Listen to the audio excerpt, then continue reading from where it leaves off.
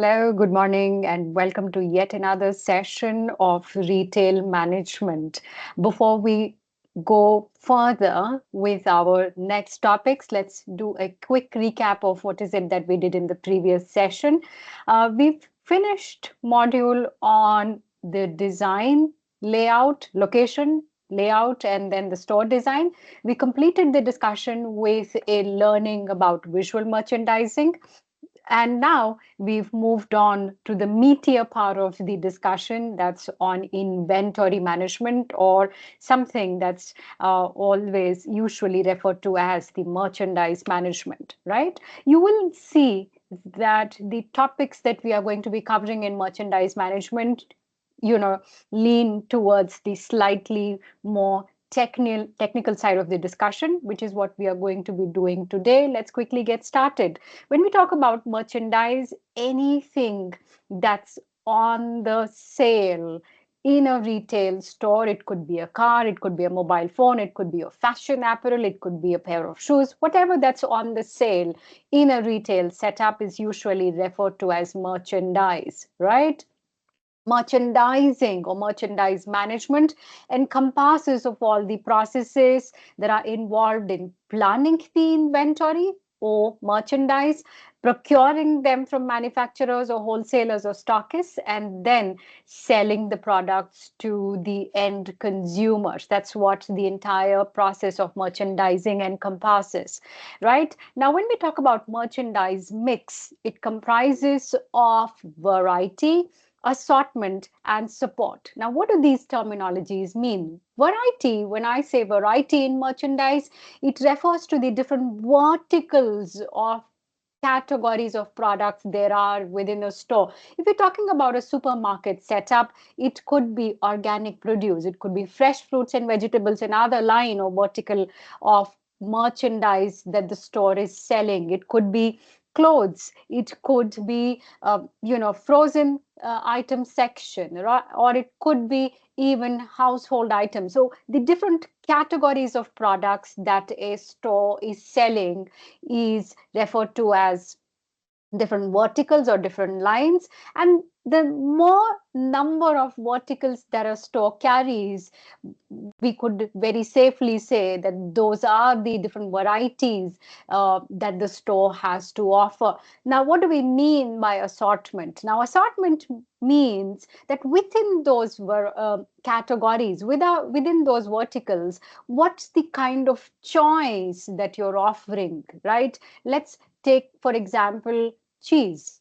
If cheese is one of the different verticals that the store is selling, how many different kinds of cheeses are available for people to choose from? How many different countries are they imported from, right? And what are the different brands within the same mozzarella cheese that you're talking about does the store offer on sale? So wider the assortment would mean that the store has a specialization in those particular categories, right? So that's what we mean by assortment. The choices, a wide array of choices that a store is offering within those verticals.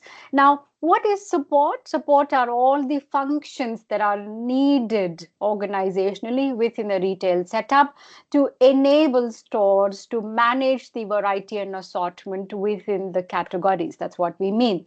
Different types of merchandise. We saw this yesterday, beginning with staple, fashion, seasonal, fad, right? Let's now move on to different models of merchandise assortment, right? Now, let's basically understand what do width and depth mean within the assortment that we're talking about. Remind you, assortment means the different array of choices that we are giving our consumers within the category. Now, width simply refers to the subcategories of products that we offer within the category. Let's go back to the example of cheese. It could be, different varieties of cheeses. It could be a mozzarella, it could be goat cheese, it could be Gouda, it could be any of those different subcategories of cheeses that we're talking about. Now, when I say depth, It refers to what are the different brands that are available under mozzarella, what are the different packaging sizes that are available within mozzarella, how many of these are fresh, how many of these are, something that could be kept for a longer period of time, right? Or what are the different countries from where I'm procuring my mozzarella from. So width simply means different subcategories, and depth means a choice that I'm giving within the same subcategory. It could be in the form of different brands, sizes, packaging, etc. Right?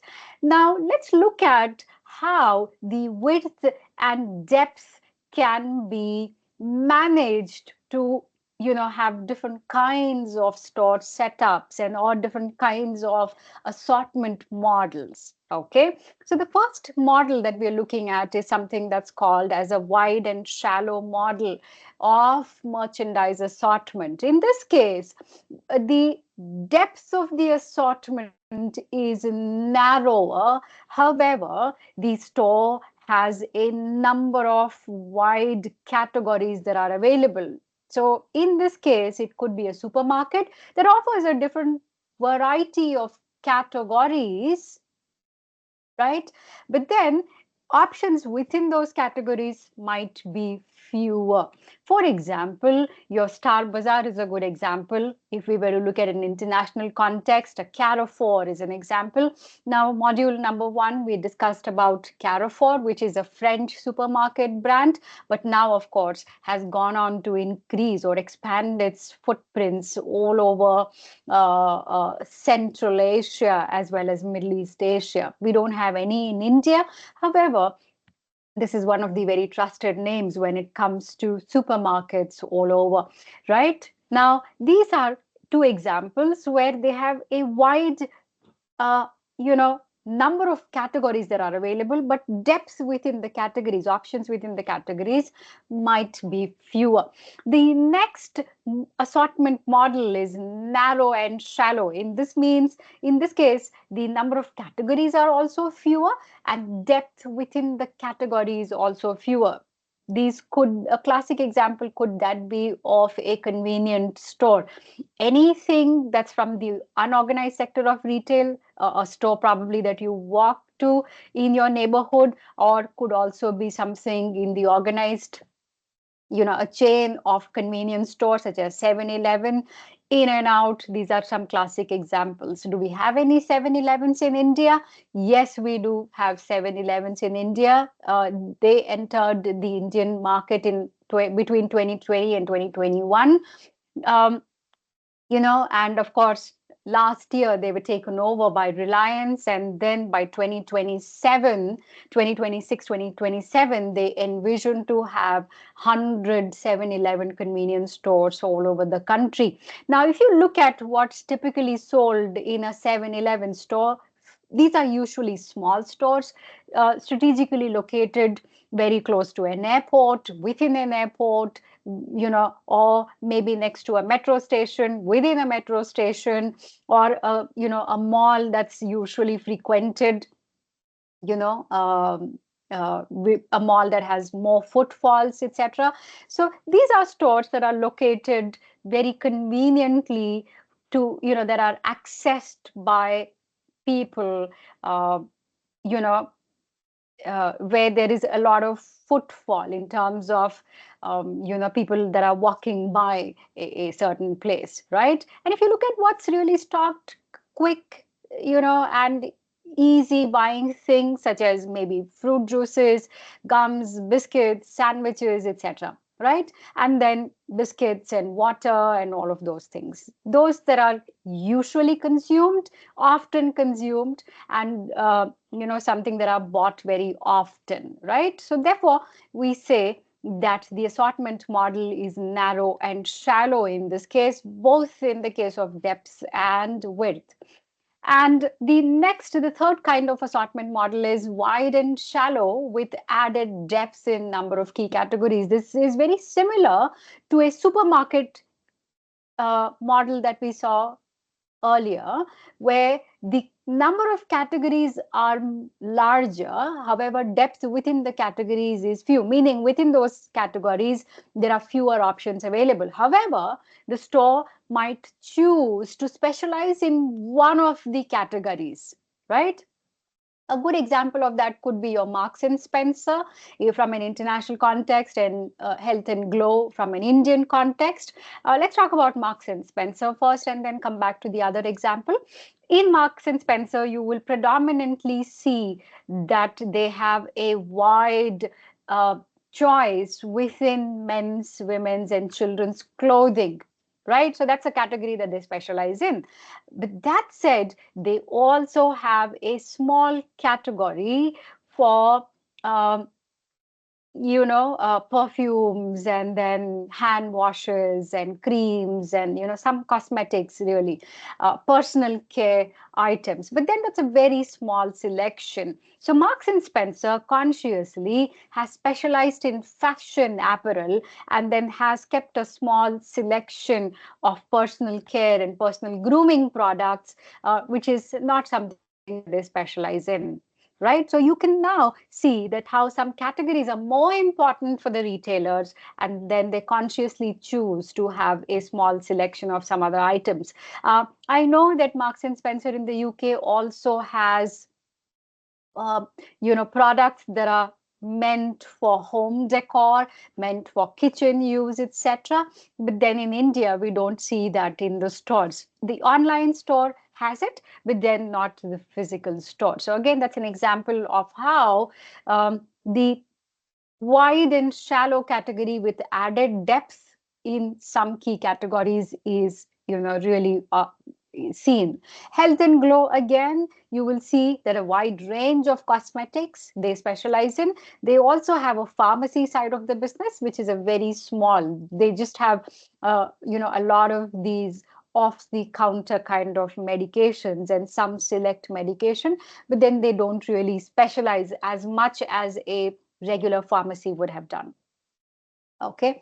And then we have the fourth category where, fourth model of assortment, and that's called as square, wide, and deep. In this case, equally, the store specializes in having a wide range of categories, at the same time offers also a wide array of choice within the category. And the best example could that be of a uh, hypermarket, right? Like a Walmart or Costco or Metro Cash and Carry, any of those. So these are huge, humongous stores where you can potentially find anything that you want, right? From furniture to fruits and vegetables to cakes to meat to even modular homes that you can carry at the back of your truck, right? So anything that you desire to buy pretty much might be there,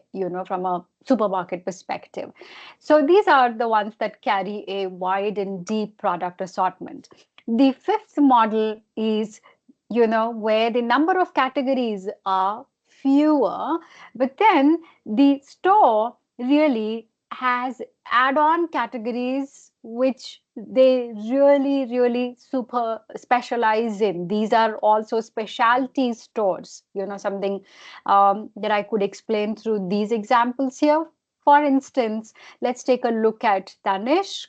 They sell gold jewelry ranging from 22 carat to all the way 14 carat. They sell platinum jewelry. But if there's anything that they specialize in, it's selling diamond jewelry. So you will see that they also sell silver, platinum and other things. But then what they really, really specialize in and what they are famous for are their diamond collection, right? That's one example. And that's true even in the case of Fab India. They are they have different categories, but if there's anything that they really are known for, it's their fashion merchandise in the form of clothes in natural fabrics like cotton and silks, organic fabrics, etc. But then, do they have other categories? Yes, they have an organic fresh produce category. They also have a furnishing category. They also have a home decor category. right? But then that's not what they really specialize in. They have an added depth in one particular category, and they really carry a deep assortment in that particular section. Now, the next model is narrow and deep product range. So, in this case, the store might just carry one category, and within that category, they have such a lot of variety that you honestly do not have to go or look at any other store for your requirement, right? Best example that I could give you is that of Ethos. It's an Indian brand, and the store only and only sells watches. Now, what kind of watches? Watches that are ranging from premium to luxury to bespoke to super luxury, right? So they only carry watches and nothing else. And if you're looking for any uh, expensive watch for yourself or someone else, then probably this would be your one-stop shop, right? And then the other example that I could give you is that of Tanera, again a Tata brand under Tanishq, right? And this store began by selling, saris made out of natural fabrics, such as your silks and cottons, etc. And all that they specialize in now is saris, um, in different kinds of natural fabrics.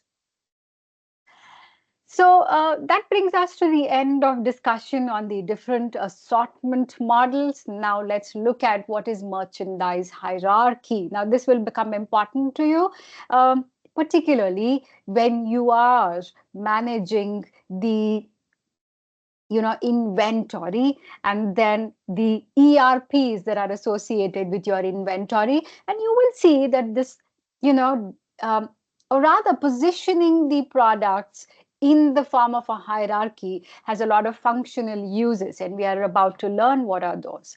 Now, merchandise hierarchy simply is a reporting structure under which the retailer is able to understand this, what the sales look like, how are the inventories being tracked and managed, right? Now, we'll understand what that might mean when we look at the example. Now, if I were to, you know, take one particular category, for instance, right? Now, let's say I am a supermarket and then I specialize in selling all of the FMCG products, right? Uh, and I'm really wanting to specialize in super specialize in personal care, right? That's my company's objective at this point in time. FMCG, personal care. I do want to give a wide array of options to my customers that come. So the company's objective is this, and the department in question is FMCG, right? Fast moving consumer goods. And the merchandise classification would under this be personal care products, right? That's the third subcategory, or rather the stage that we're looking at within the hierarchy: personal grooming, personal care products. And then the merchandise category would can be a soap, right? An everyday product, everybody needs it. So soap is the category that I'm looking at. And if you just recall your last visit to any supermarket, and you would have seen an entire aisle, an entire section, a series of shelves that only had soaps, right? From India, from everywhere, from the world, right? That's a category, soaps category, right? And then within the merchandise category of soaps, you may have different subcategories. Now, what do I mean by subcategories? You may have hand washers, you may have body washers, you may have those block soaps, you may have these foams, or these mousses that are coming, which are becoming very popular these days, body wash mousses and things like that. So those are the different subcategories that you might have. And then within those subcategories, you may have ones that are imported, ones that are Indian, ones that are glycerin based, ones that are herbal, ones that are organic. And then again, you may have a sub categorization based on the price point, right? Ones that are probably inexpensive, widely used, or there could be the ones that are very expensive, luxury range, premium range, etc. Right? That's your sub category. And then you have something known as an SKU. Now, what does an SKU mean? It simply means stock keeping unit.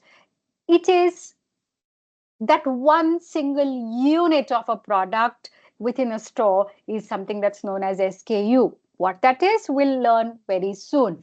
So this is another description of what a merchandise hierarchy might look like. I do have some more examples for you.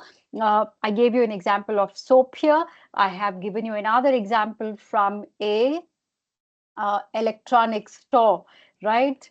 And then another example from a fashion retail, another example. There are several examples, and you will be very easily able to understand what do I mean by merchandise category. And you might ask, is it something that's really drawn on a piece of paper? Hardly so. It also has a lot of functional advantages as well. Now, if you look at the screen grab from one of the backends of a retail inventory management ERP, you will see that all of the products have been described here. And then against that description, you do have the stock that's on hand, and you do have the stock that's on the order. For example, if the category here is women's clothing, you might have a subcategory under that called as the tops, the women's shirts, and then followed by women's jackets. That's a subcategory. And then you may have another subcategory called as women's trousers and skirts, etc. Now you will be able to see even within the shirt here, they have described the different kinds of shirts there are. So you will be actually able to see even within the subcategories, there could be a a certain color shirts, a different kind of brand shirt, or it could be a different style of a shirt. And all of these have been described there. And then against that description, you have how many number of such shirts are available in the store, right? And usually this ERP or inventory management system is linked to the POS, point of sale. Every time somebody checks out that product, this number over here gets adjusted, right? So the retailer really is able to actually see within that category what is his status, right? Does he have enough stock, or does he have a lot of stock that he's unable to sell, or does he not have enough stock and does he need to order some more? Whatever it is, he gets a very granular overview or granular view of the inventory status, right? Now, what are the different uses of creating a merchandise hierarchy? Of course, we've seen that the retailer is able to get a granular view of what the stock on hand looks like. Not only that, the retailer is also able to identify market trends. Maybe a certain pattern of shirt is not selling enough, right? Or maybe a certain pattern of trousers is getting stocked out. That means that there is so much demand that he or she is not able to keep up with the demand. It only means that the market is demanding for something. That means the market trends are indicating that this is the style that's really everybody is wanting to buy clothes of that style. So the retailer, looking at the numbers, is able to identify where the market trends are moving. If it's something that's not selling, the retailer knows quickly not to buy those, right? Not to stock those or not to sell those, right? Or what, vice versa, whatever might be the situation, they are able to adjust their inventory or plan their overall marketing strategies based on these marketing trends, based on these market trends. And then, these also, the historical data of this might also be helpful for the retailers to plan ahead. Let's say that a festive season is coming, the retailer knows what are the different kinds of products that he needs to stock and how many would he require. And if the projections are telling that this year the 10% sales might be 10 or 20% more, then based on the number, he's able to make a very calculated assessment of what the projected demands might look like. Okay, and therefore the retailers are able to make very informed decisions about the kind of inventory of different kinds of things that they must have on stock. Now, what are the different software solutions that are available? Of course, Oracle NetSuite is one of the most trusted brands globally. We have Tally in India. We have several other important players that have come into the market that are providing these ERPs. They could either be ready-made solutions that could be just deployed, plug and play kind of solutions, or these could be something that can be developed, you know, custom developed based on the organization's requirement, right? But the point being that there are a lot of solutions that are available in the market today that enable retailers to make these kind of assessments very handy. All right. Okay. Now, let's now move on to the next topic of understanding what might an SKU mean, right? We came across the term SKU earlier when we were studying the merchandise hierarchy. Now, I told you that SKU refers to one single unit of a product within a retail setup. Now, imagine a supermarket where there could be thousands and thousands of units of different kinds of products. How does a retailer then identify what could that one unit of product be? Let's say that the retailer is trying to track a certain product against which he needs some kind of an analysis, right? Maybe somebody has called up and asked, hey, would you have this product? Then how do you track where is this product on the shop floor, or how many in number are there? How is it really tracked? And that's where an SKU comes in very handy. SKU is essentially an identifier, right? An identifier associated with a single unit of product. In this case, usually globally, they use alphanumerical identifiers to assign a certain code to the individual product, right? Now, when it comes to SKU, this is something that you have to remember, that there is no global standard in terms of creating an SKU. If you as a retailer feel that you must have only numbers as part of your identifier code, very well, you might just as well do that. However, if you feel it should only be alphabet, very well, even that's fine. Or it should be a combination of alphanumerical uh, you know, uh, that you must have as part of your identifier code, even that's fine. And if you want to have a barcode associated with it, which could make it easier for you to track as well as check out at the POS, even that's fine. So there are a number of different ways in which you can mark your SKU. Are there solutions available to generate SKUs? Absolutely. All of the tools that we just discussed do come with a section where you are able to enter the product description, and then that will be able to generate an SKU for you. For example, I have given you two images at the bottom of the slide. You will be able to see that this blue t-shirt could have something like this. You can choose to have the description. In this case, it's a blue t-shirt, medium size, and then you have a manufacturer code as part of the SKU. So when when a retailer looks at this SKU, he or she is able to quickly identify what is the product in question, if that's how they have described, right? This is one unit of product here. CF26 could refer to this. There could be a BLUTEESML CF28, which could be an SKU referring to a small size t-shirt, right? I'm just giving you several examples. There could be a barcode associated. Now, when does the retailer put this barcode? As soon as the product enters the store, enters the inventory, the retailer cannot put it on the shop floor immediately. He needs to be able to bring in all of that, onboard all of those products, right? All those units of products into the system.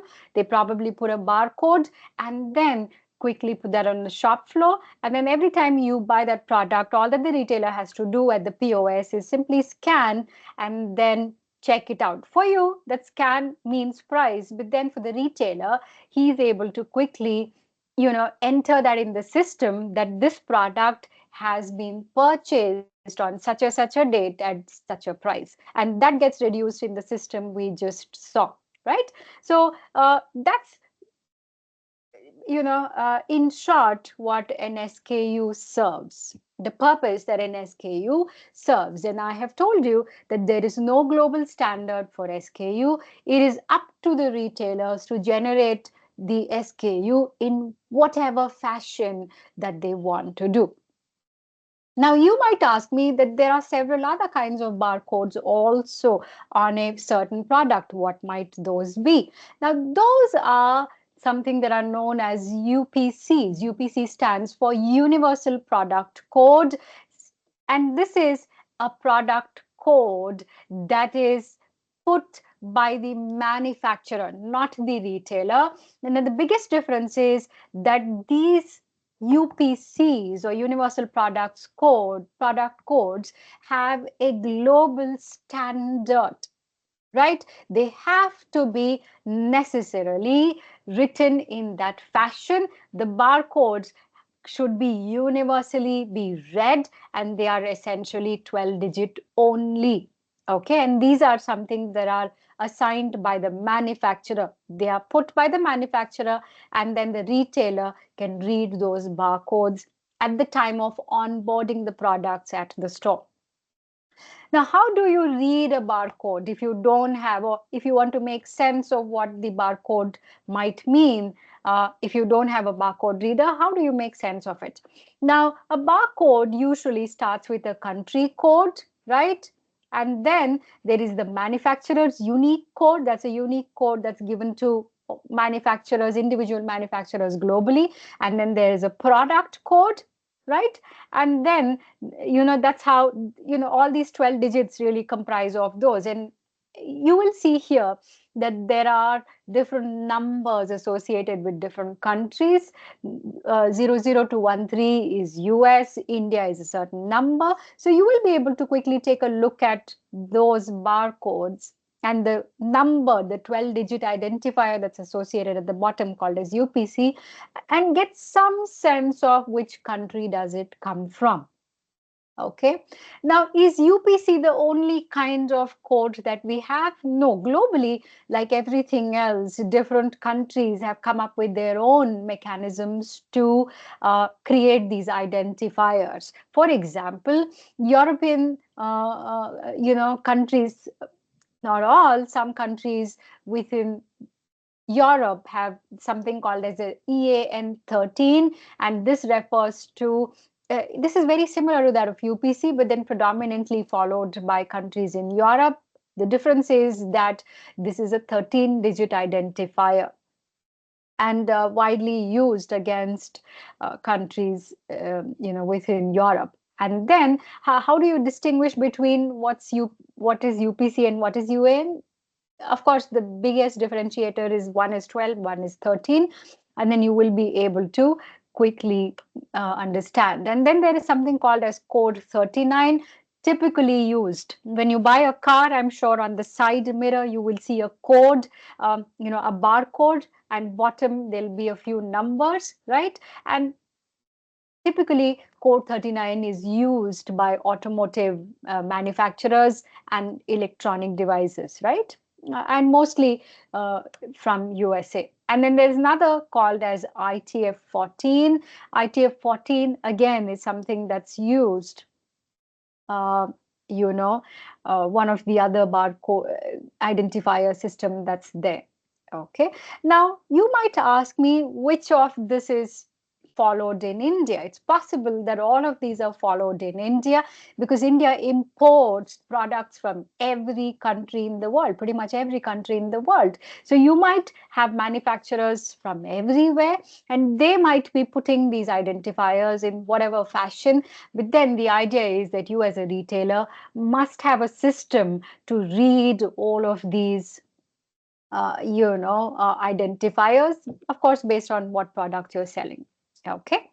Now let's move on to the core of the understanding in terms of merchandise planning. Merchandise planning uh, simply refers to an approach which the retailer adopts to make sure that the retailer is able to maximize the returns through the retail operations, right? By planning the merchandise management well, they are able to maximize their profits and then reduce any losses occurring out of, let's say inventory getting spoiled or whatever those might be. Okay.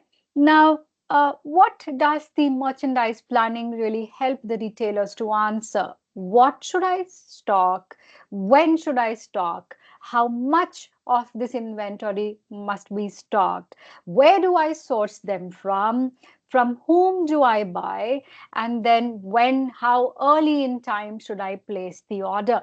Now, while all of these might seem very simple to you prima facie, but then if you're looking at a retail operation that has hundreds of categories and 100 more variety within the category in terms of assortment, then imagine how complex this whole process might become. Because for each of these categories, you must have a different merchandise strategy altogether. And within the category, you have hundreds of brands that you are selling. So merchandise management in itself assumes that level of complexity. Therefore, we've seen often in larger retail setups, there are specialists that really have expertise in those categories, and they are the ones that manage merchandise exclusively for those categories.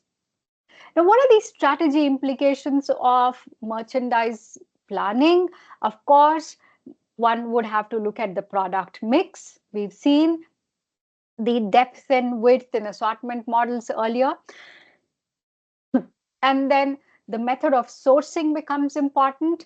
The quality concerns, of course, are always on top of all of these decisions. And then the right price, because, if the price doesn't make sense to the market, all the trouble that you've gone through in sourcing those unique products from different parts of the world, if the price doesn't resonate with the market, then really the product might not do well at all, and you might not be able to sell those products at all. So it's very important that while doing all of these, you do keep the price at the center of all of those decisions.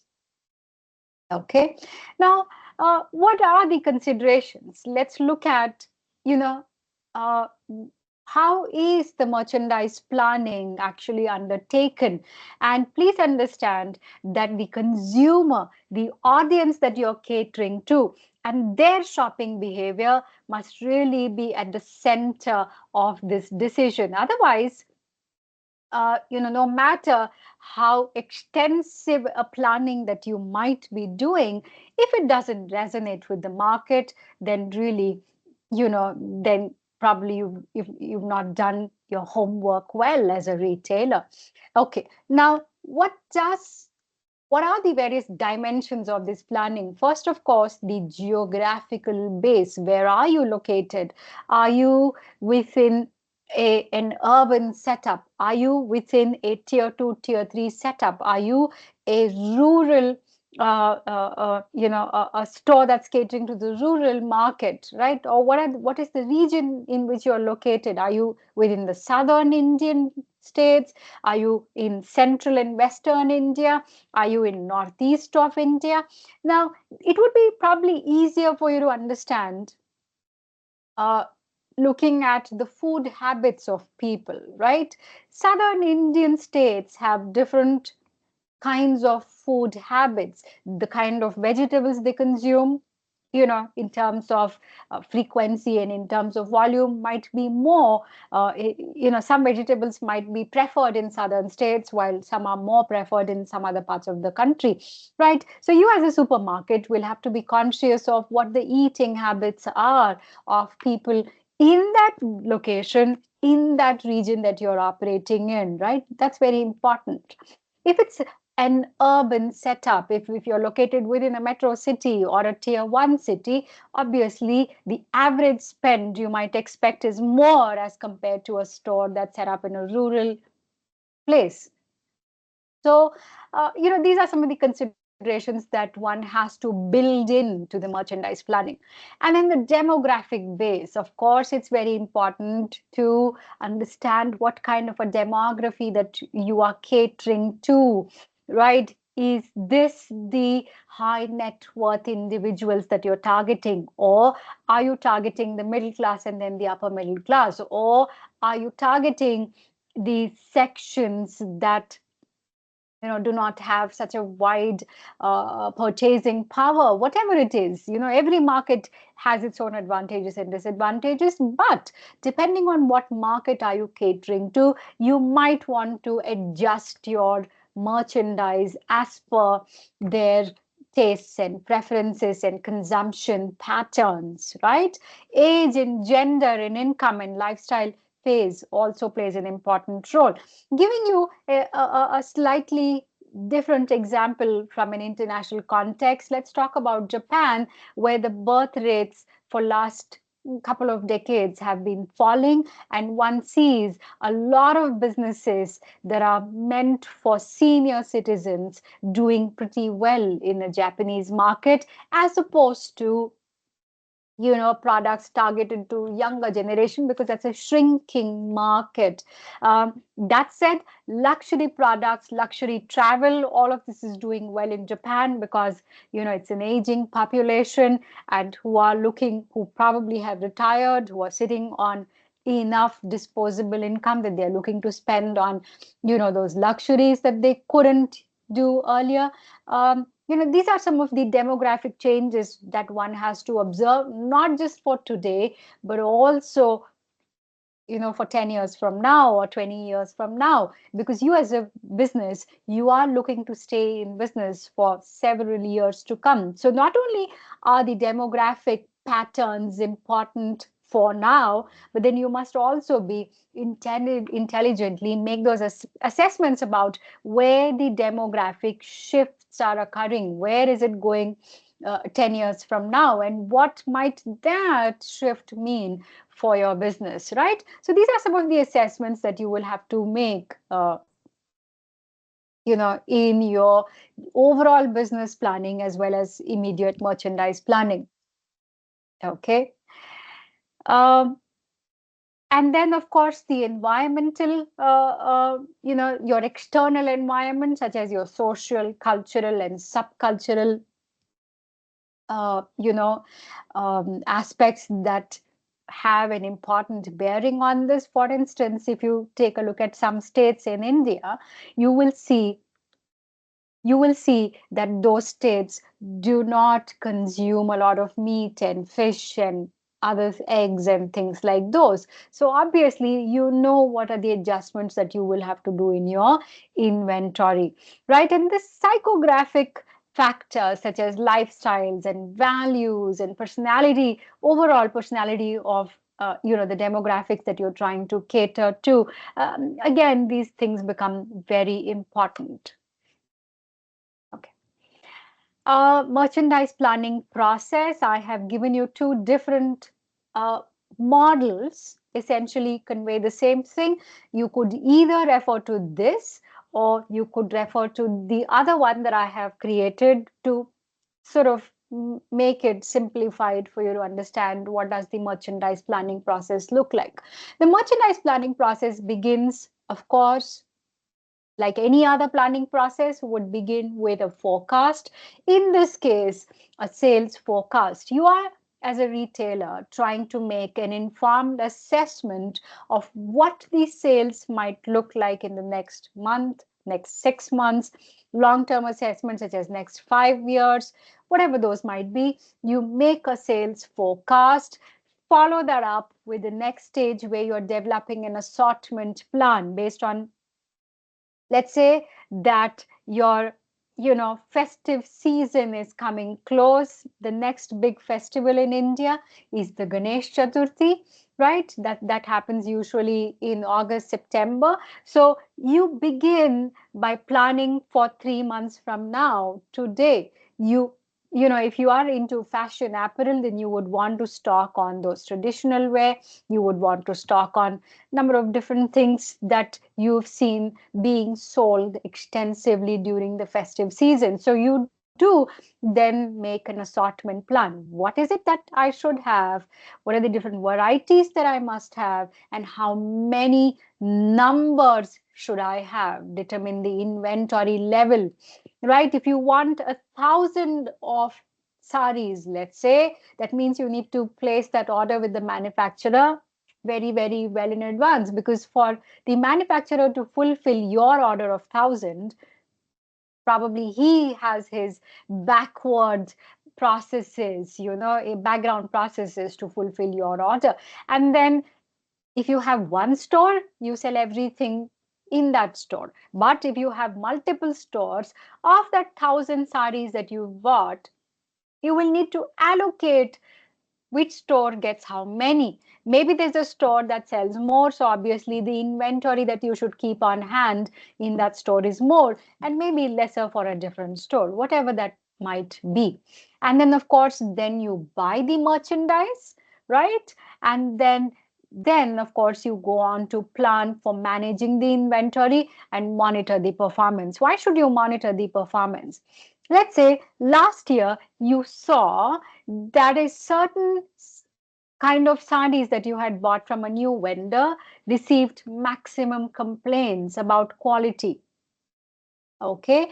And obviously, you do not want to associate yourself or your brand to be associated with bad quality products. So what you would, of course, do is constantly keep monitoring the performance of each of these individual categories and the products that you're selling, the assortment under each of these categories, to see how they are faring, if you should continue with more inventory, or if you should have lesser inventory because they didn't sell the previous time, or if you should entirely discontinue this.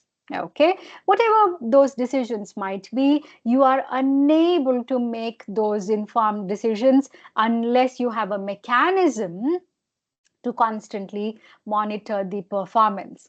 Now, of course, sales forecast is important. I would imagine you must have studied about sales forecast in your sales related subjects or general management related courses as part of your MBA. The sales forecast simply means it's a way to identify, or rather anticipate the future demand, right? Now, forecast is typically developed when you are able to answer these questions. How much of each of these products will you need to purchase? Should there be any new products added to the assortment? And if so, what should be the price that you must charge on these products? Because you have your costs, of course, you have your profit considerations, and then that gives you the price at which that you are selling.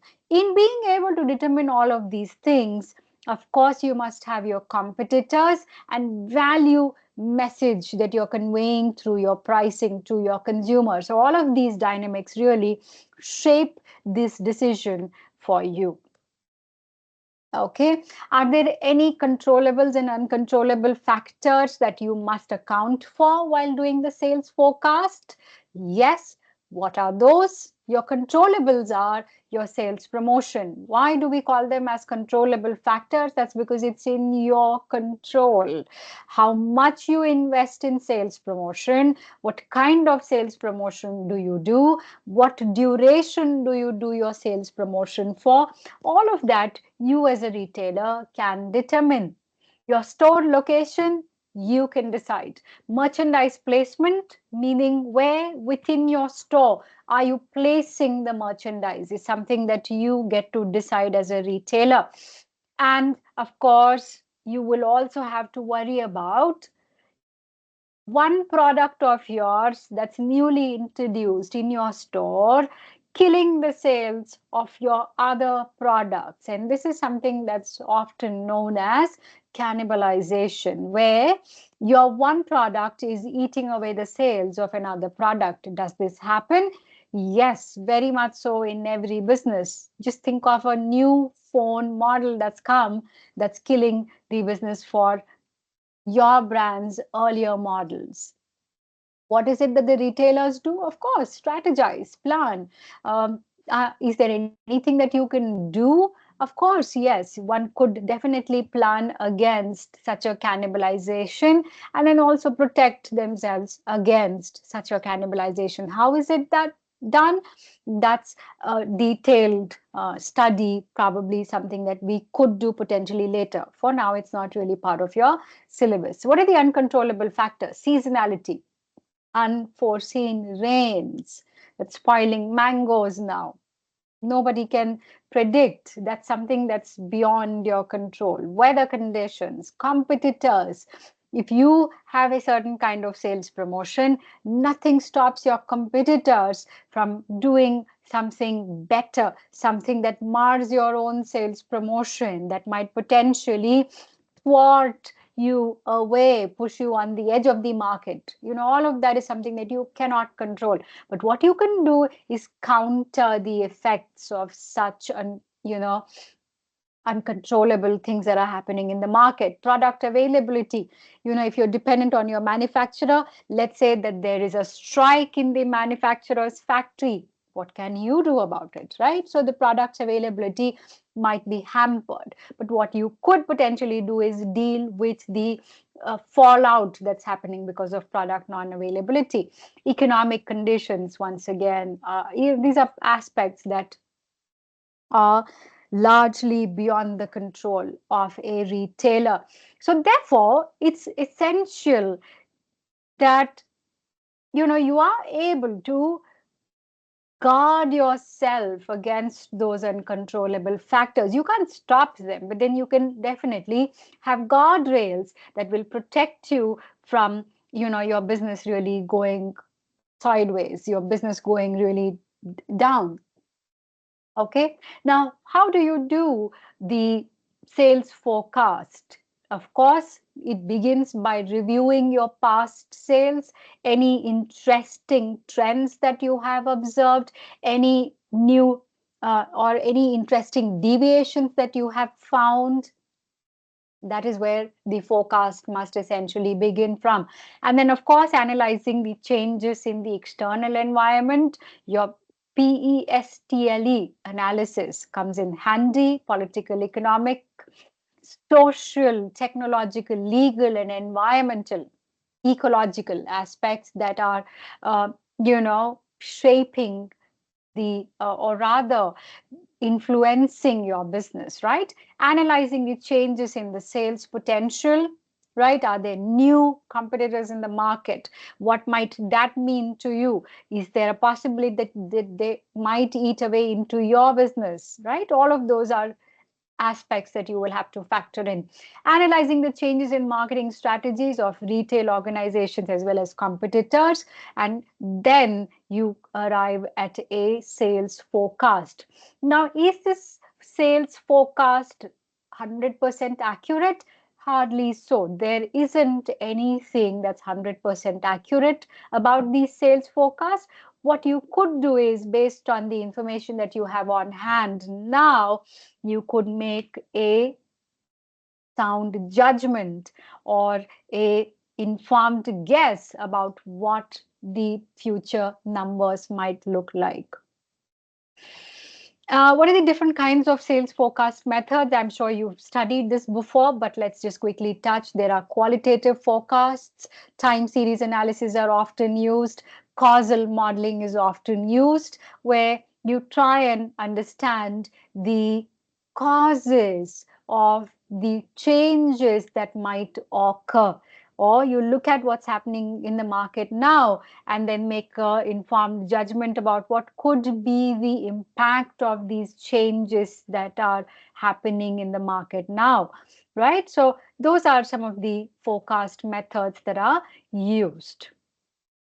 Okay, so it's about 12:11 now. Let's quickly take a 7 minutes break and then come back and study the next section that deals with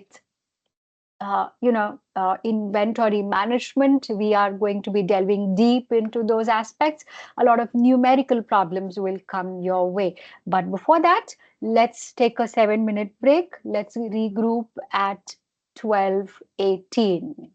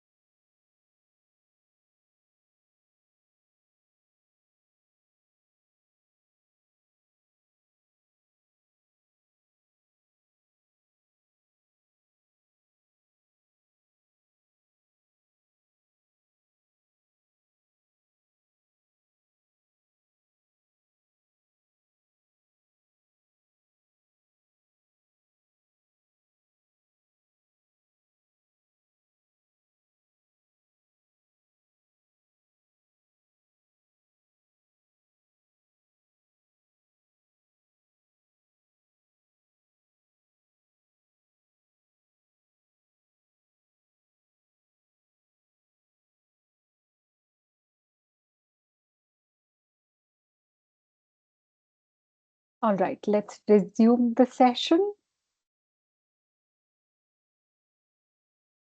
We move into the important aspects of inventory management.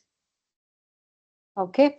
Now, inventory management planning is at the heart of merchandise management. This gives you an understanding about the sales velocity, inventory availability, order quantity, inventory turnover, forecast, etc.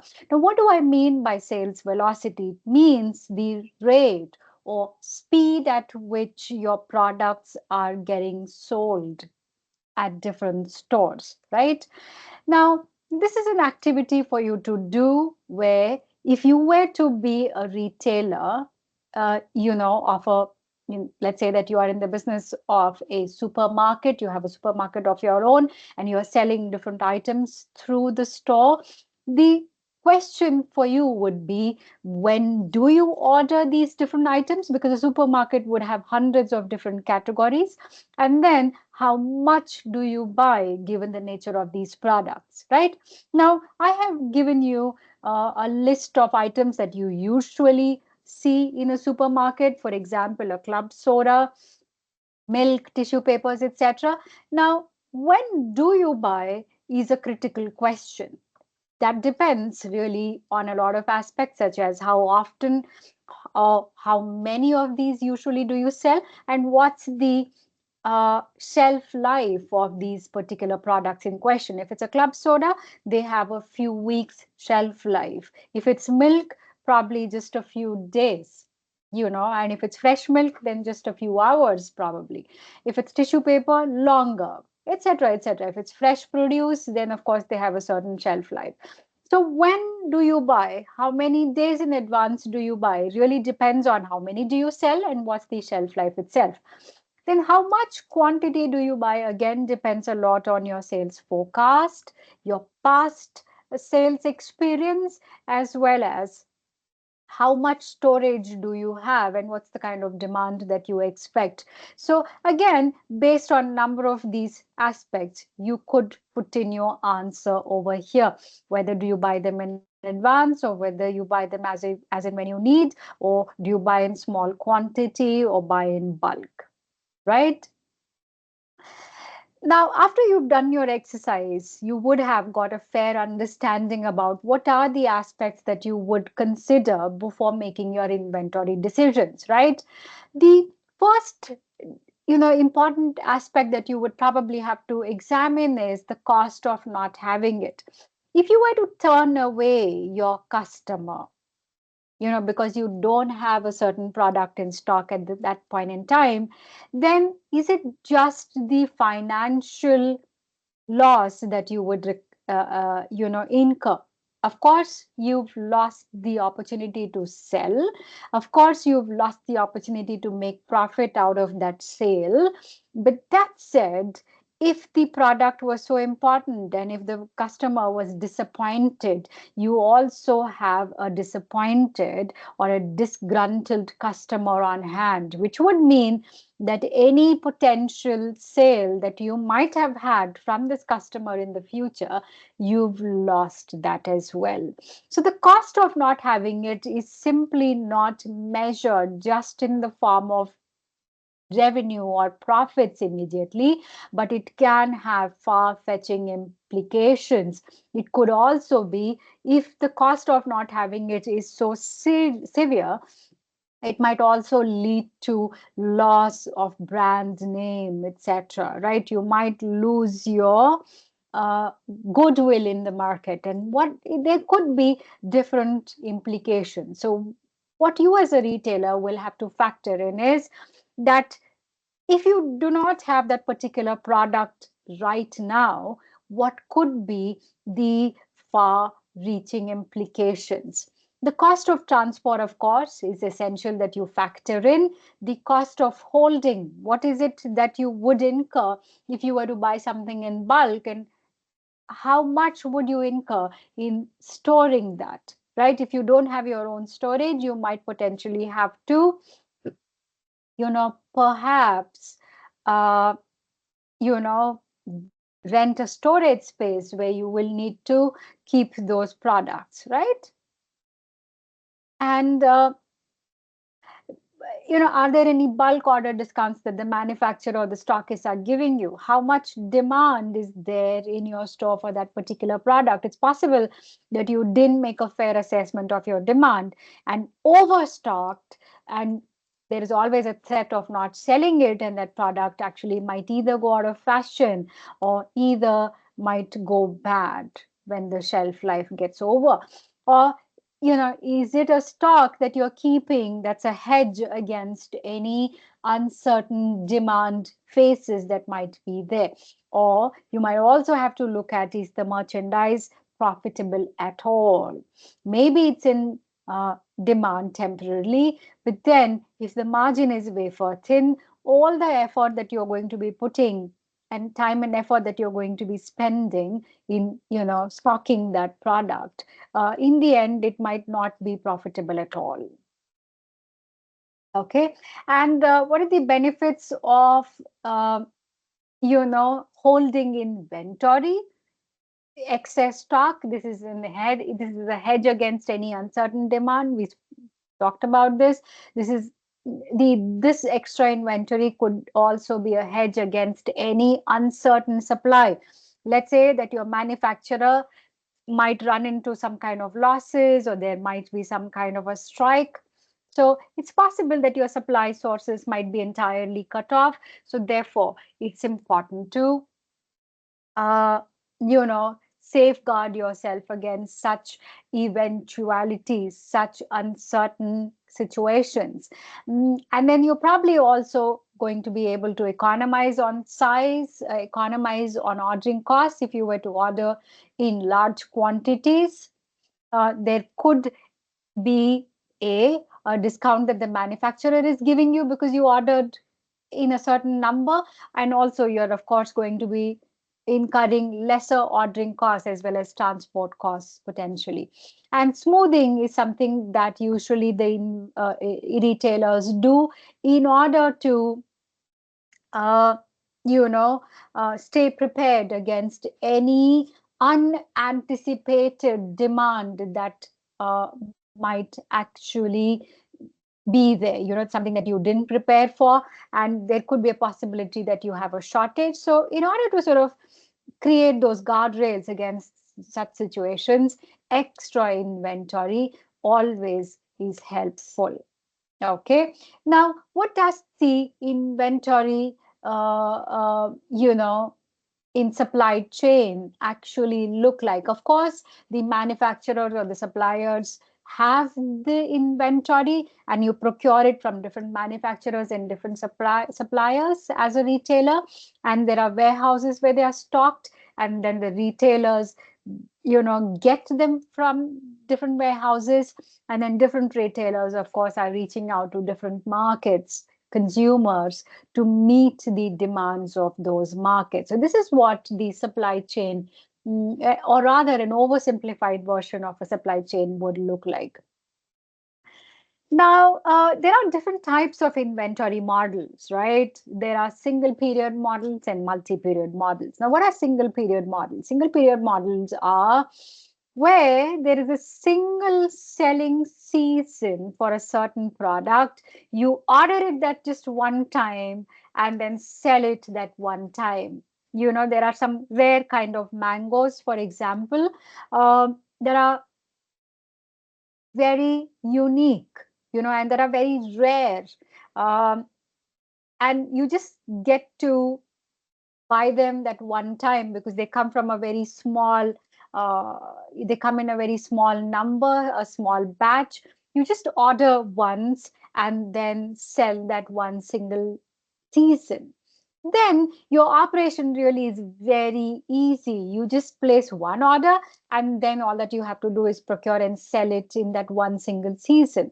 But how often does that happen in the case of a supermarket, let's say, right?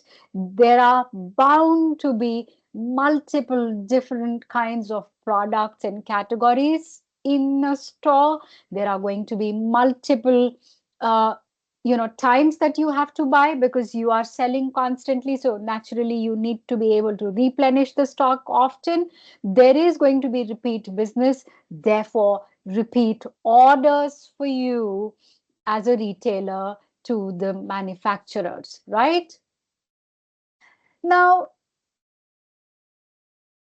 in inventory management, especially if you're looking at a multi-period model, of course, you have your supply that's coming either from the manufacturers or these, stockists or wholesalers. And then you as a retailer, of course, have some inventory on hand with you in stock. And then for all of your other future demands, you're constantly ordering from your supplier, right? From your manufacturer. So the key questions here for you as a retailer, given that you have some stock on hand and then some more demand that you're projecting in future for which you have to order, what are the various questions that you have to answer? Now, you will have to first of all understand how often should I review my inventory to understand how much stock do I have and how much more should I order. If you have to order, when do you place the order is another critical question, because now the same day as you order, not necessary that your products will come to you on the same day from the manufacturer. The manufacturer might take some time either to manufacture or to ship or to get it from whichever warehouse it's lying in. When to place the order, because there is a possibility of a gap between from the time of your order to the time when you receive the products to your own shop, right? So how often to review and when to place the order based on your review is the second critical question. Then how much do you order? This is something that's directly interlinked with the sales forecast. Therefore, that is another critical question. How much do you order? Keeping in mind the forecast, keeping also in mind that there could be situations where there could be unanticipated sales, more sales. And how much stock should you keep to safeguard? And a lot of these things, of course, have to be kept in mind uh, before any decision is made in being able to place the order and having stock on hand for the retailer.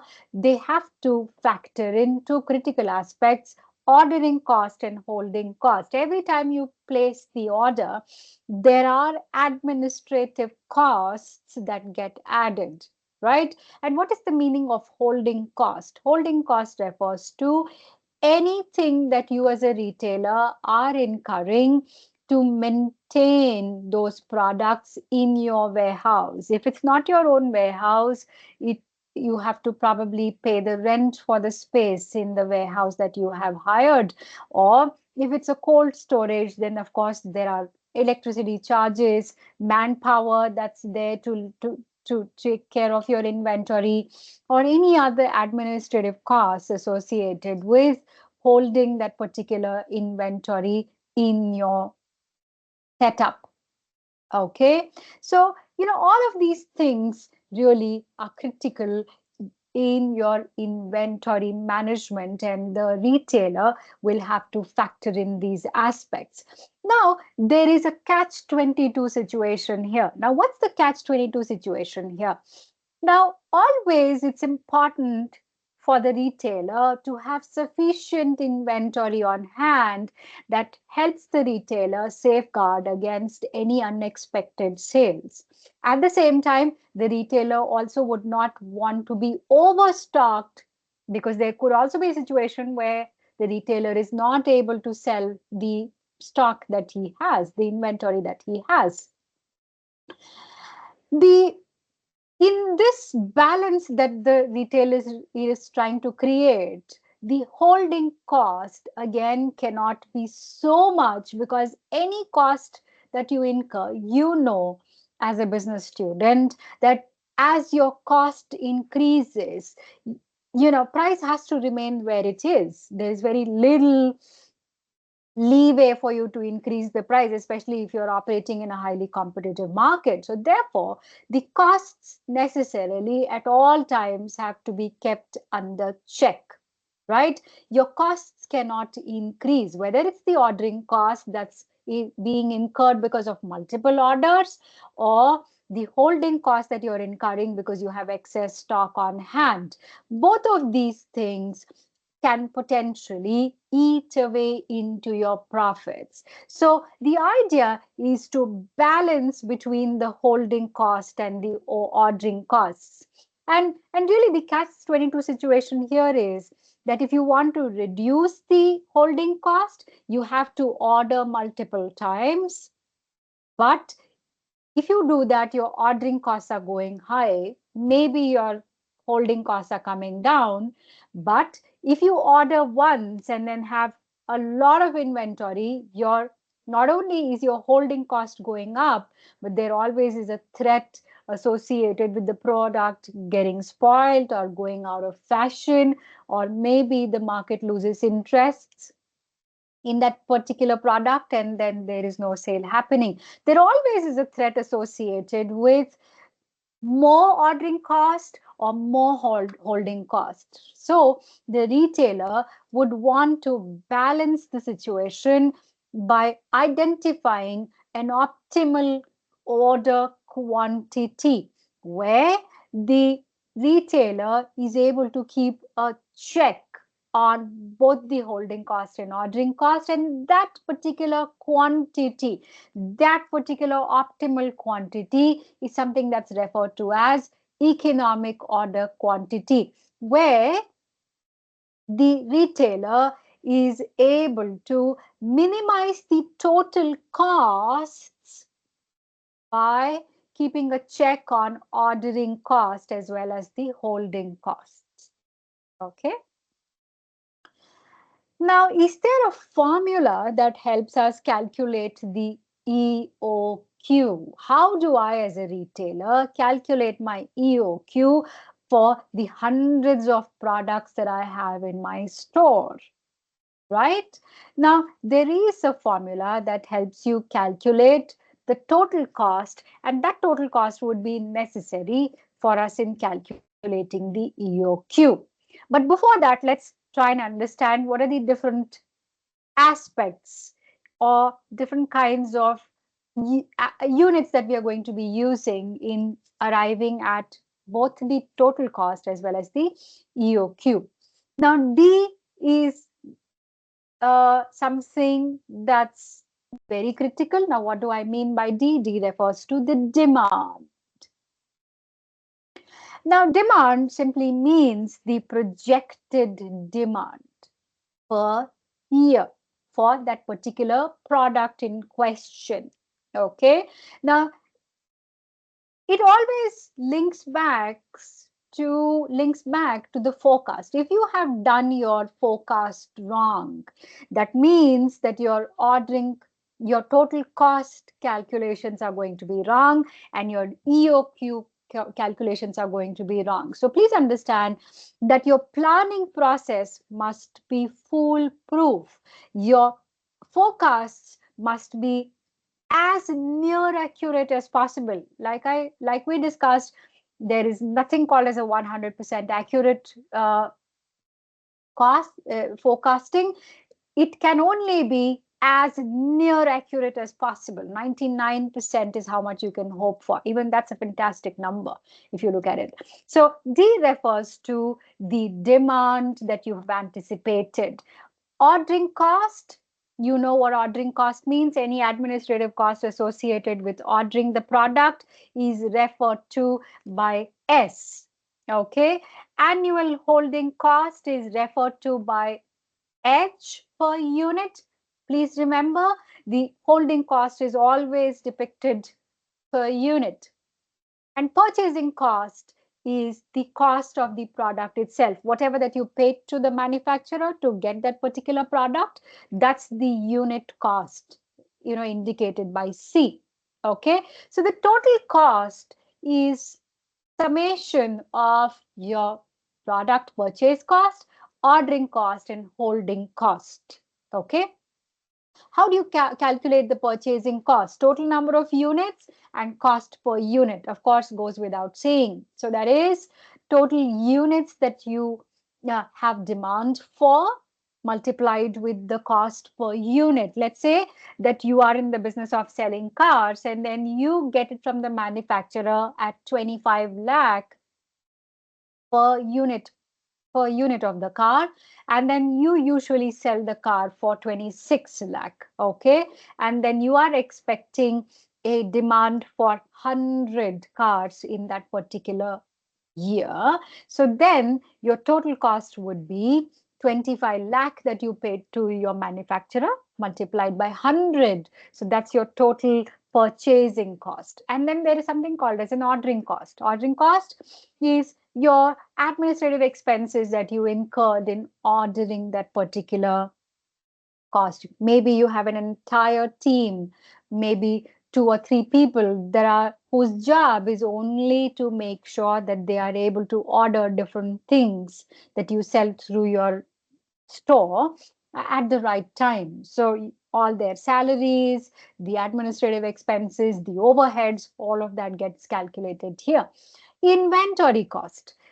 Your average inventory multiplied by holding cost, which usually is either a number that's given to you beforehand or maybe a percentage of your purchase cost, right? So average inventory is Q, total quantity, divided by 2. That's what gives you the average cost, multiplied by H, which is the annual holding cost. Okay.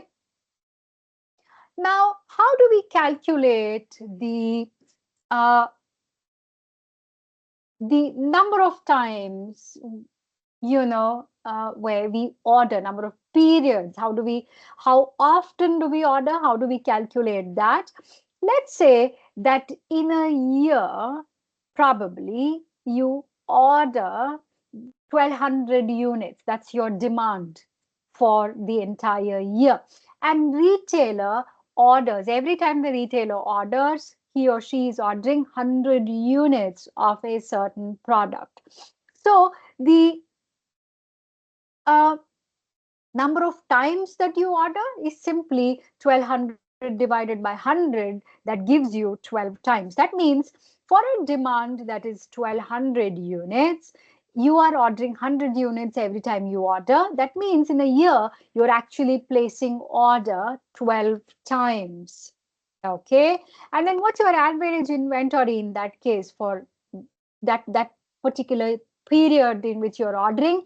It is 100 divided by 2. That gives you the average inventory for that particular period in which your demand is 100. Okay. Now, how do you calculate the total cost? You have seen that you have your purchasing cost, you have your ordering cost, and then you have your inventory holding cost. Together, that gives you the total cost. Now, you will see that, in this graph that if you are seeing, your cost, uh, if you look at this particular graph, it shows you the unique relationship between holding cost and ordering cost. Now, the more inventory that you have, please observe this line that's going from the bottom of the graph here to the right side here, which talks about how your holding costs are continually increasing with more inventory that you have, right? Zero inventory obviously would mean that you have zero holding cost. With more inventory that you're adding, your holding costs are increasing. At the same time, the more number of times that you're ordering, your ordering costs are increasing, right?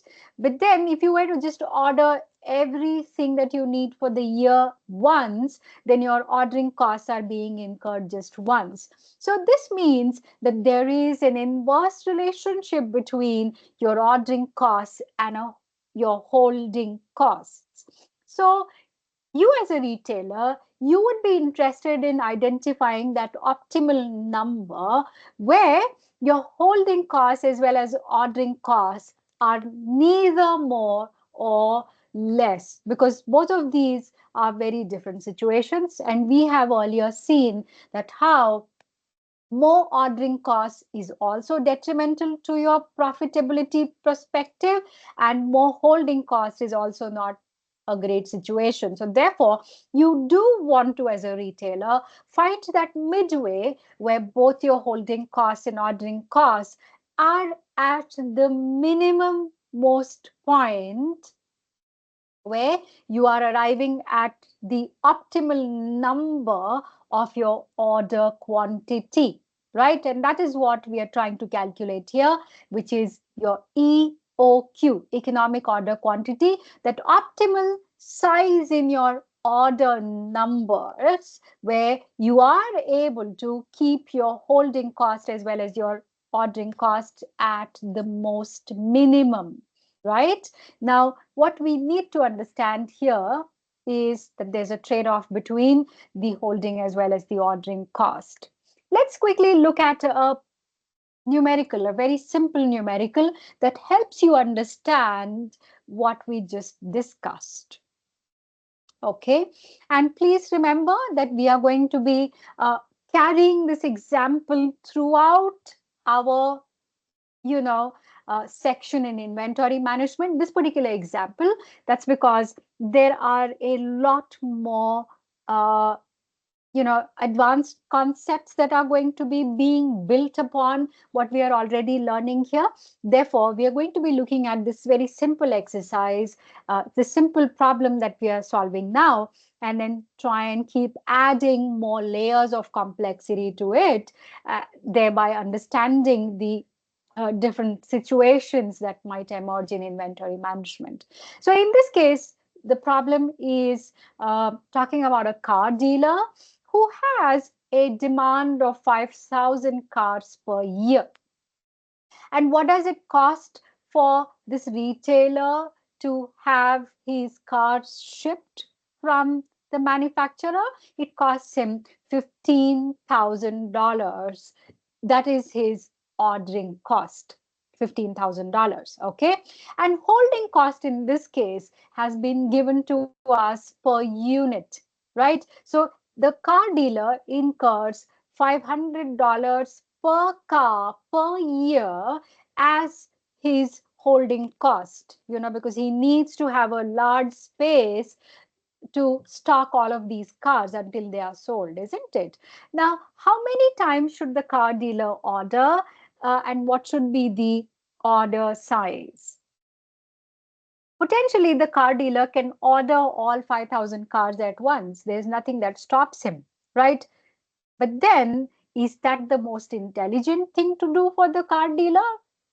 That's what we are about to find out. If he were to order all 5,000, then you can imagine that the holding cost would be 5,000 multiplied by 500. So that's a huge cost to bear, at least in a single time. So the car dealer will now have to find out a solution where he's able to keep a check on both these costs. So the formula for EOQ is the square root of 2 multiplied by ordering cost per purchase order multiplied by the demand for the period and divide that by the holding cost per unit for the period. Please remember that all of these are very essential that you need at the time of your calculation.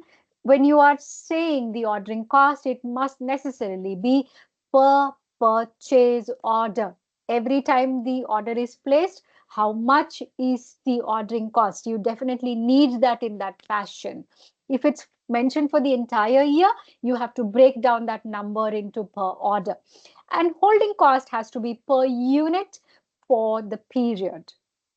Okay, so let's substitute all this information that we have in the problem in the formula. You have square root of 2 multiplied by 15,000, which is the ordering cost, right? Multiplied that by the demand, divide that by 500 that has been given to us per unit per year. That's what we need. And then we get an EOQ of 548. Now, what does it mean? What does this number 548 signify? The 548 signifies that every time the car dealer orders for a fresh stock of cars to be sent to him by the manufacturer, if he is able to order 548 cars, with that number 548, the car dealer is going to be able to keep the ordering and holding costs at their minimum most points. Now, is it always possible or practical to order only 548? No, maybe, may not be, right? But what should the dealer do with this number? For the dealer, a car dealer, it's an informed choice that he or she is making that, hey, at 548, I'm able to keep a tab, keep the costs at the lowest. However, it could be possible that the car dealer is preparing for a high demand period. Then he has to order more, right? But then, whatever that decision might be, the dealer for sure knows what are the cost implications of that decision, right? So that's where this number becomes important. Not necessary that they are forced to order only so much. No, that's not what the objective of an EOQ is. EOQ simply helps the retailer make that informed decision about how much to order and what could potentially be the implication on the cost, and then of course the consequent profitability. 548 is how much is recommended. Okay. And how many times should the dealer order? If the demand is 5,000, of course, 5,000 divided by 548 gives you 9.1. That means that in a year, it is advisable that a car dealer orders 9 times given the demand that he has. And now that he knows what the EOQ will look like. Okay, so this is problem number 1 for you, and there are several similar problems that are there. Let's also quickly do another problem with a slight difference, and then the others are there for you to do as a practice problem. In this case, it's an auto part supplier who sells batteries, okay, to car dealers. The annual demand is about 1,200 batteries for this particular supplier, and the supplier pays $28 for each battery, and the estimated holding cost is 30% of the battery's value, that is 30% of 28. It costs approximately $20 to place an order. That involves all of your managerial as well as clerical costs. The supplier currently orders 100 batteries per month. Now, in this case, what the problem is already giving you is, of course, the demand. They're giving you the holding cost, they're giving you the ordering cost, but then they're also giving you how much is the supplier currently ordering. Now, they have come to you, the inventory specialist expert, to find out whether is the retailer doing an intelligent thing by ordering 100, or should it be less or more. Okay, that's what you have to determine. So, of course, you have to, in order to be able to determine that, you need the ordering, holding, and total inventory cost. You need the EOQ. You need how many orders will be placed given the EOQ. And then with the new EOQ, you have to find out the total cost and see, make a comparison between that 100 and make a comparison between the EOQ that you have determined, and see if there is a cost difference at all. Okay, so they have already given us the numbers. The demand D is 1,200, ordering cost S is 20 per order, holding cost that they give us is 30% of 28, that is 8.4 per unit. And Q currently is 100. Q refers to how many does the retailer order. Okay, that's 100. So let's quickly determine the ordering cost. We are able to determine what is the ordering cost here, average inventory multiplied by S, that is the order per cost, we arrive at 240. The inventory holding cost, we've determined that the holding cost is Q divided by 2 multiplied by holding cost per unit, which is, this is how much we've arrived, 420 per annum. The total cost, given that now we have the ordering cost as well as the holding cost, and then of course the unit cost is always there. The total inventory cost is 33,600, which is the unit cost. The ordering cost is 240, and then we have the holding cost that we calculated here, that is $420. Okay, so the total inventory cost for me for 1200 units of the batteries is 34,260. Now, let's calculate the EOQ. Now that we have all of this information, let's substitute that information. EOQ 2 multiplied by 20, that is the ordering cost per unit, that's already given to us. We calculated here. Okay, and then multiplied that with the demand, that is 1200, and then divide that by our holding cost, which is 8.4, which is what we calculated here, which is 30% of the unit cost. Okay, when we do this equation, we get the EOQ as 75.59 or 76. Now, what does this tell us? The retailer, in the problem, they tell us that the retailer has been ordering 100 batteries per month, whereas he should ideally be ordering 76 every time he orders. That means that he is incurring more holding cost.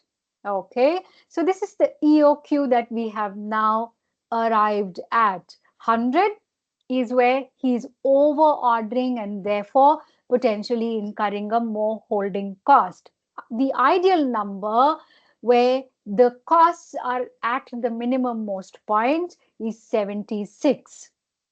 We see where this retailer might actually be making a mistake. Now, how many times is he placing? Of course, we know that 1200 is the demand. If he is ordering 100 every time he orders, that means the retailer is ordering 12 times a year. Now that we have the EOQ, a revised quantity number, how many times should he be ordering? It's 1200 divided by 76. That means the retailer should ideally be ordering 16 times instead of 12 times a year. Now, with this revised EOQ, let's quickly calculate what could be the implication on the total cost. Okay, we have the ordering cost, we have the holding cost, we have the total inventory cost that we will now arrive with the revised EOQ. It is $34,239. That means there is a marginal, difference here, as opposed to the earlier situation where the ordering cost was 240 because the retailer was ordering for 12 times a year. Now the ordering cost has slightly increased because the ordering frequency is now 16. With that, the ordering cost has increased to 320. That means while the holding cost might have potentially reduced, the ordering cost has increased by $80. Does that have an implication on the total cost? Yes, we see that the total inventory cost has reduced from 34,260 to 34,239. That means there is a marginal gain of about $21 that the retailer is making. Now you might wonder, is all of this headache worth only for $21? But then I would want you to imagine that this is just battery. The retailer must definitely have hundreds of other categories of products that he or she is selling. 21 here, 20, 30, 40, hundreds of other categories, all of those small gains would amount to a significant number.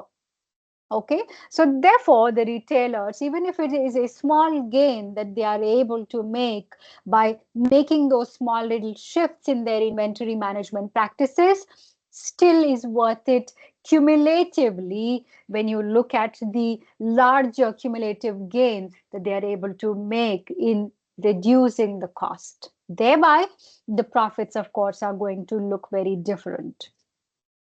Okay, so these are some of the problems that are for you, to solve in your own time. I have given you at least about 4 problems. Some have the solution, and some are practice problems for you to solve on your own. Okay, about 6 problems are there. Please do take a look at them and solve them in your own time. From an examination perspective, definitely anticipate numericals, right? In site selection, we have numericals. We've seen numericals. We are looking at numericals even in inventory management. So please anticipate numericals in your examination. Okay, let's next move on to uh, let's make the situation more realistic. Okay, now real time inventory management is not as simplified as it might seem in the problem that we just saw. There can always be situations where the retailer is ordering for replenishing his stock today, but then the inventory from the manufacturer might not be received on the same day. Obviously, that's what real world would look like. You might place the order today and your stock of inventory might be delivered tomorrow, next week, 15 days from now, or even a month later, depending on what product are you talking about, which part of the country or the world are they coming from. Are they coming in by air, or do they have to be shipped using, maybe cargo ships, etc.? So depending on a lot of these supply chain variables, the time between when you ordered and the time when the finally stock would arrive at your doorstep is determined. And that wait time between the day when you ordered and then the day when your stock actually arrived to your doorstep, that waiting time is in retail language called as lead time. Now, what do I mean by lead time and why is it so important? Because lead time also has demand. Okay. Therefore, you should be prepared to, with sufficient stock to sustain you through the waiting time as well, right? Therefore, it's necessary that you order so many days in advance, keeping that lead time in demand and keeping the demand during the lead time in mind. Okay, so therefore, the reorder point becomes very critical. What did you calculate earlier? You calculated that every time you order, how many should you order? What are you going to calculate now? You are now going to calculate, when I'm ordering 100 or whatever, that's my EOQ, when should I place the order is what I'm going to find out now. Okay. Earlier, you learned how many units to place order for to keep your costs low. Now you're going to be calculating when to place the order, how much, when. That's what we are going to be answering. Okay. Now, this is your inventory level, which is continually declining with the sales. There is obviously a straightforward relation. More sales would mean that your inventory is declining. Straightforward linkage there. right? With every sale over a period of time, your inventory is diminishing. Okay. Now, this is where you place the order and this is where you received the order. There is something called as the lead time. Okay. And your lead time is, of course, the wait time that you have learned. Your you are now going to calculate that point in your inventory or that number in your inventory. Should your inventory numbers reduce to that point, that's your cue as a retailer to call up your manufacturer and say, hey, you know what? My inventory has reduced. I have reached that point where I need to place a fresh stock of order. How do you come to that point? You have made some calculation about or projections based on your past experience. You know how much is it that you usually sell during the waiting time, and that's how you have arrived at that point where that's your cue to recall up your manufacturer and order. Okay, so your reorder point is lead time in period multiplied by demand per period. So that's the formula for your reorder point. Now, with this problem, we will conclude today's session. We are now going to take a look at the same situation of a car dealer whose demand was 5,000 cars per year and ordering cost for him was $15,000, and then the holding cost was 500 dollars per car per year. We calculated an EOQ of 548. We know that, right? That's the economic order quantity. Now, what we need to calculate is the reorder point. Very well, 548 have come to me, and then I'm going to be selling from that 548. But that 548 is also reducing, right? It might become 400, 300, whatever it is. Now, at what point in my inventory should I reorder? That's what I need to calculate. Now, the extra information that's given to us in the problem is that it takes 10 days for the manufacturer to send the new stock of cars to the car dealer. So at what point should you reorder? So the demand is given to us in years, while the lead time is given to us in 10 days, right? There is a difference here. So we need to be able to calculate an annual equivalent of that 10 days. So what do I do? 10 divided by 365 gives me an annual equivalent of that 10 days, right? In terms of numbers. So my ROP is lead time annual equivalent 10 divided by 365, sorry. That's the number of days in a year multiplied by 5,000. That gives me 137. That means the reorder point is 137. Every time from this 548, the stock is reducing with every sale I make, right? The minute my stock hits 137 cars, that's my cue to place the fresh order with my manufacturer. The minute I hit 137, that's my cue to call up my manufacturer. Why? Because during the 10 days time, my demand is going to be 137. So what is this going to do? This is going to avoid any stock out situations for me. Okay. So what have we learned today? We've learned different assortment models. We've also learned about the basics of merchandise planning. And in that merchandise planning, we saw the different steps involved in merchandise planning. And we've started our discussions about inventory planning.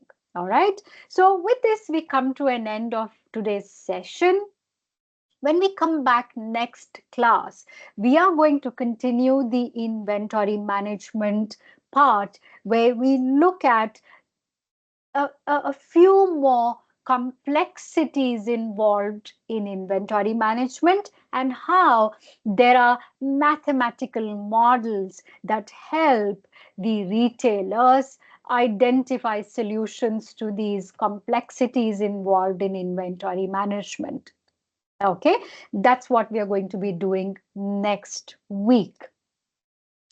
Now, if there are any challenges that you're facing, I would imagine that most of you are watching these videos in your own time. So, because there is no live interaction that's possible, if you come across or if you stumble upon any situation where things weren't entirely clear to you from the lecture, please make sure that you reach out to your coordinator at SSODL, send out an email, they will forward it to me. And if there are any queries, we should be able to answer them. All right. So that's it for this week. That's it for today's session. Take care of yourselves. Let's meet in the next session. Bye bye.